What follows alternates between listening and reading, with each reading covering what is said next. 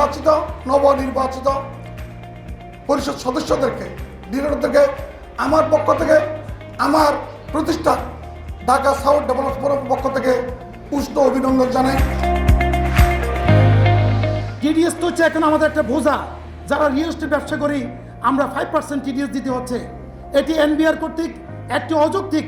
আমাদের পরশু আমাদের একটি সেমিনার হয়েছিল বাংলাদেশ ইকোনমিক্স রিসার্চ ব্যুরোর পক্ষ থেকে। আমি সেমিনারে ওই দিন বলেছিলাম যে টিডিএস এর বোঝা বহন আমাদের করার মতো রিয়েল এস্টেট জগতের সেই ব্যবসা নাই। আপনারা দেখেছেন যে রিয়াবে প্রায় 11 জন পার্লামেন্ট মেম্বার হয়েছে।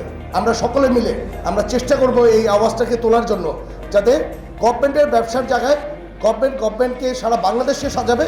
ইভেন আমরা ব্যবসা করে গভর্নমেন্টকে আমরা ট্যাক্স দিব। এই জিনিসটা আপনাদের মাধ্যমে আমি একটু কথাটা উঠানোর জন্য আমি চাবো।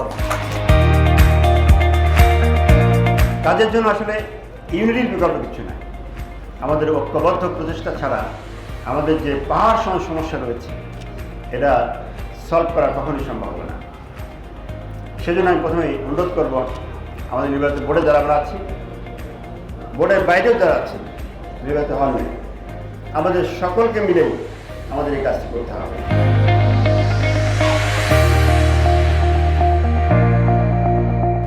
আমরা একটা বুলেটিন বের করেছি, যেটা আপনারা পেয়েছেন। আমরা কিভাবে কাজ করব তার একটি কর্ম পরিকল্পনা করছি।